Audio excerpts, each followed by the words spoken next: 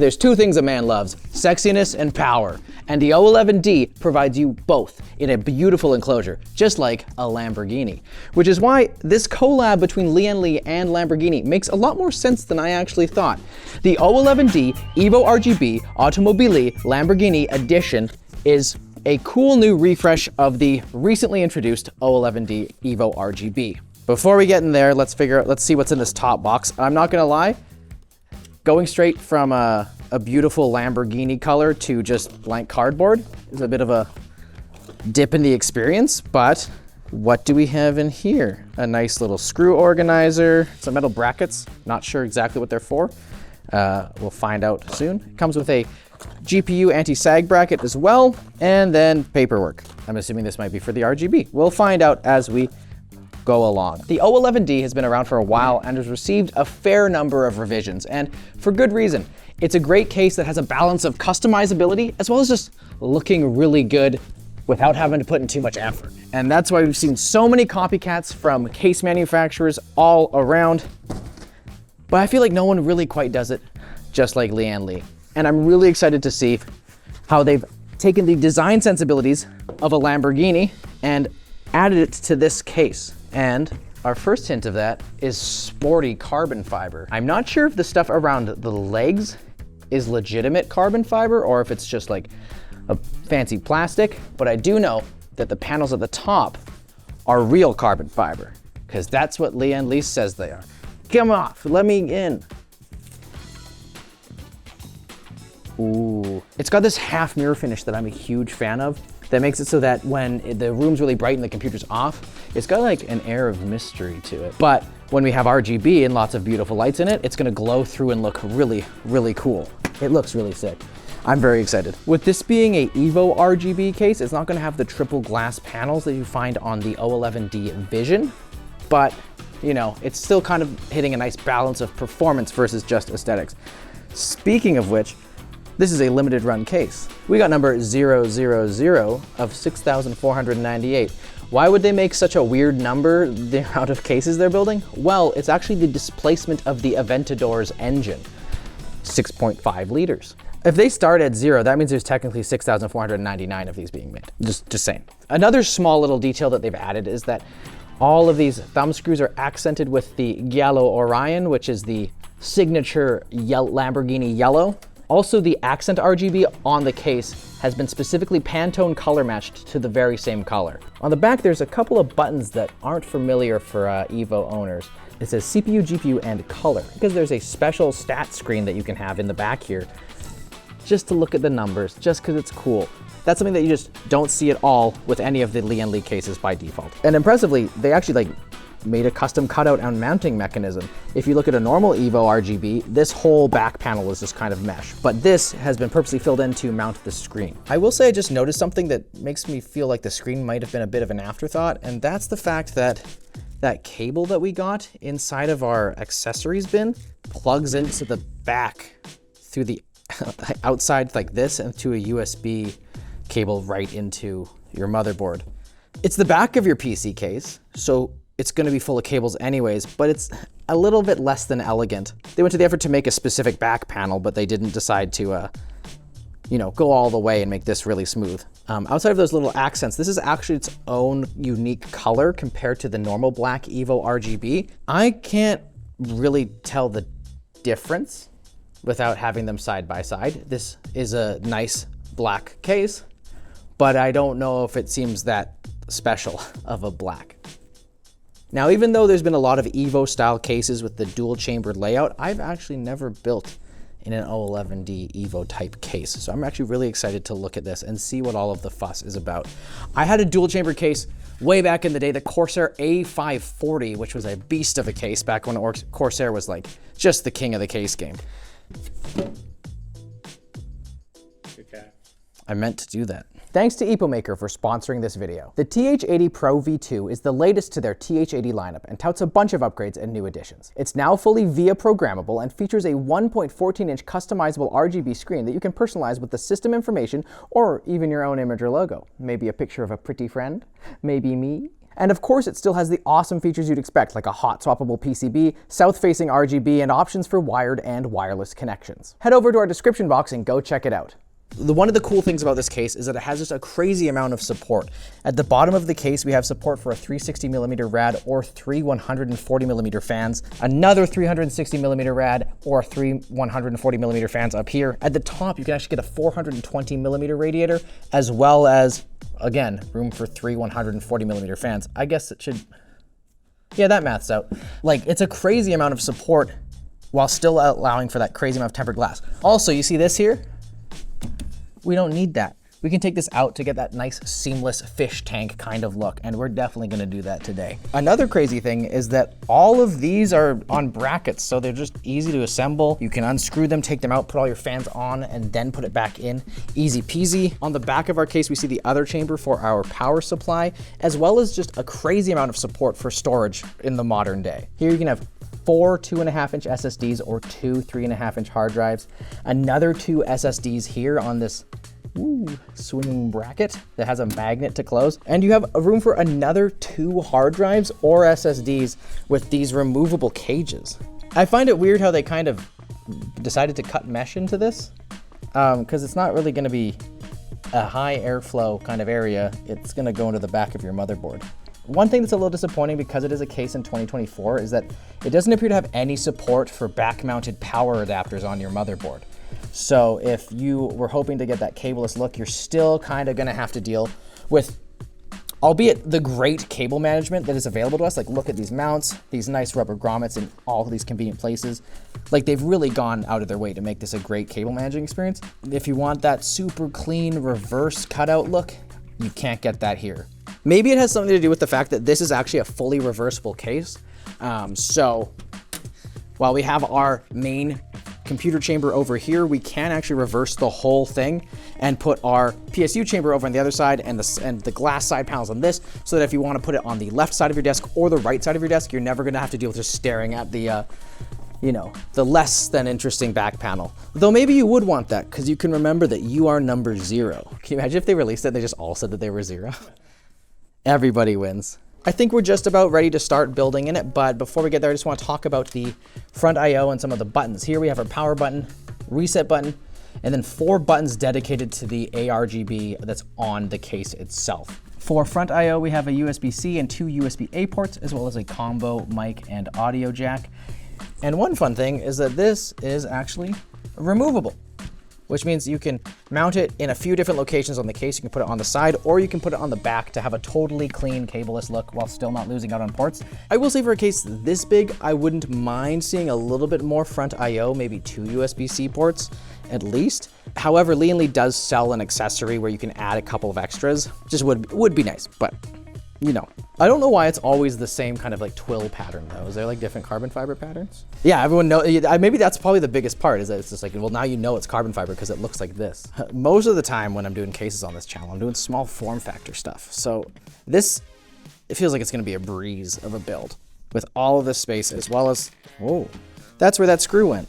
In terms of motherboard support, this case supports ATX and eATX motherboards. You can put a radiator at the bottom and at the top, but depending on the thickness of your radiator, you might encounter issues with hitting the motherboard. Thankfully, Lian-Li has provided you with 2 different mounting heights for your motherboard to allow for extra compatibility at the bottom or at the top.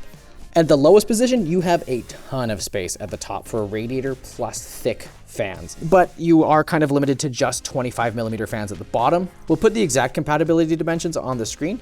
Something to note, it's still a very spacious case and you shouldn't have too many issues, but it's nice that they included the feature. We're gonna be doing the lower position because we're not gonna be doing a bunch of crazy radiators, and it's already in the position by default. Since we know we don't want this support bracket anyways, we're just gonna get rid of it right now. Not only have they like placed inserts in here in a way that makes sense, but they also have left behind the spare inserts so that you can set this up as an organization tool however you want. That's pretty sick. We're just gonna start getting our fans installed, and to do that, we're gonna take out this bottom bracket, nice and easy like that. If you wanna put 3 140mm fans at the front, these are 120s, but bear with me. In this position, you need to use some sort of a uni-fan type solution where they are all connected, because the top 2 screw points on your fan will not have anywhere to screw in, so you need something that allows them to connect. Kind of like Lian-Li's uni-fan solution. Brand synergy. You know, I will say this. It's kind of surprising that they don't give you any fans whatsoever. Not one in the back, not a couple in the front, especially for a case at this price point. Now let's get that PSU in, then we'll get the GPU in, and then we're gonna be cruising. There is a limit to how long your power supplies can be. This is quite a large one. I hope we're not at that limit. I think this does have pretty good support. One of the ways they increase power supply compatibility is that they have this little bracket that juts out the back. Is it exactly elegant? No. But is it the back of your computer? Yeah. So who cares? That's a chunky boy. I am loving all of the easy cable management back here.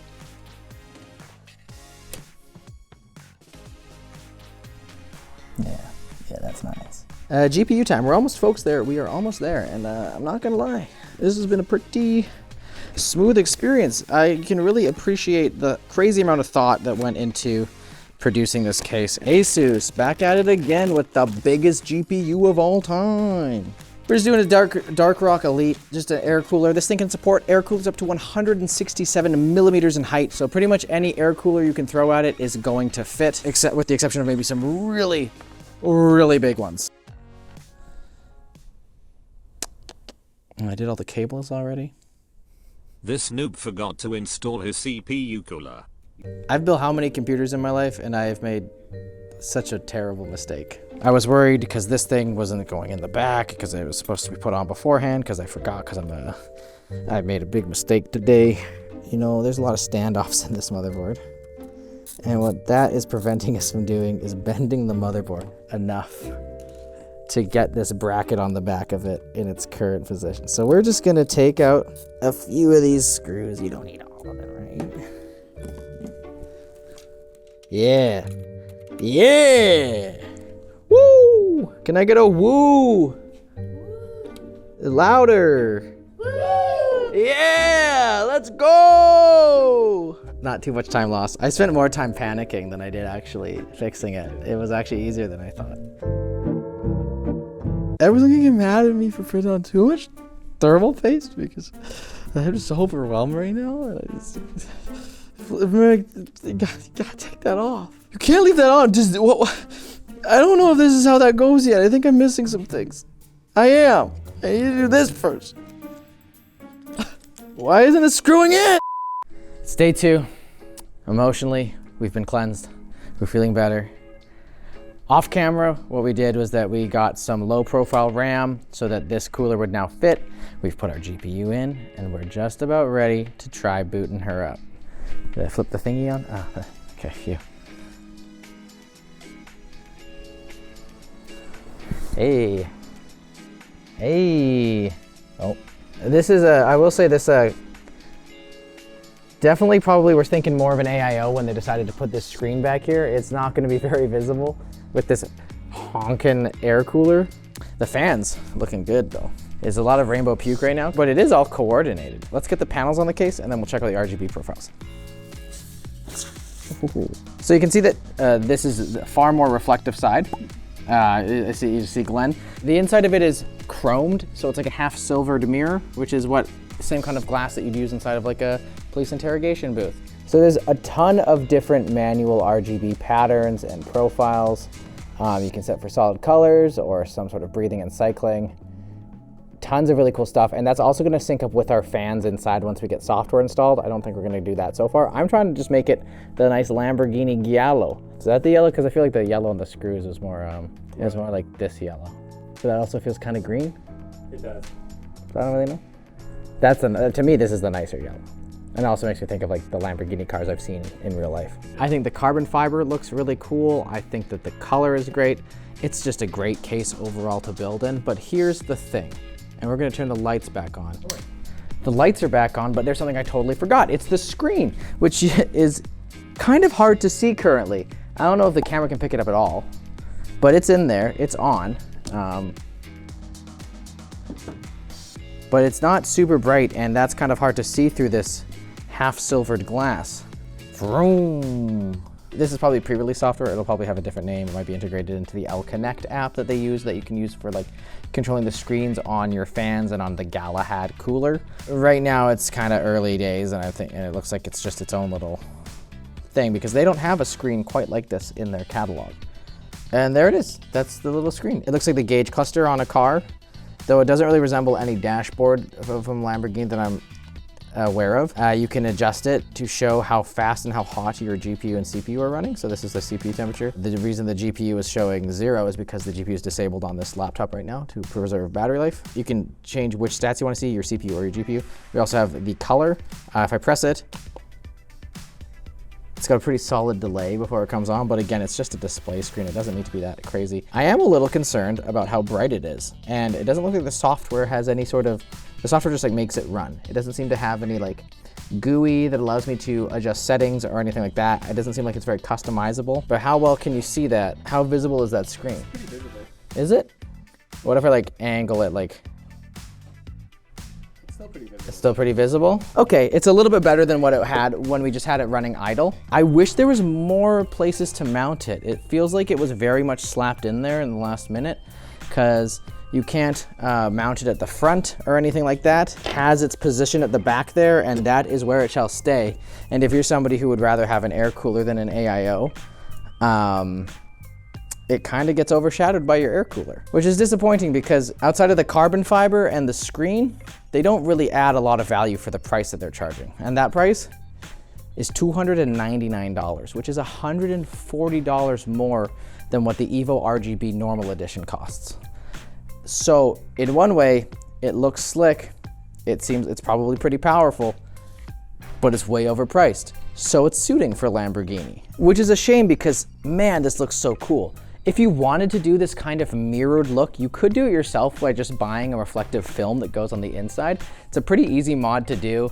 It takes like maybe half an hour. It's not that expensive, and you can get a similar look. It won't look quite as good as a from the factory application, but if it was $50 more expensive rather than $140, I would say that this would be an easy recommend if you really wanted to go for the reflective look. But it's tough to recommend this when the premium is so high, just so you can get a specific case number and pledge allegiance to an Italian automaker. But despite my price problems, what remains true is that this is an excellent, flexible case that looks great. There's a reason why everybody is making one of these and why everybody wants one. They're awesome. Maybe it's a little boring at this point, but I'm not gonna lie, this is my first time building in it.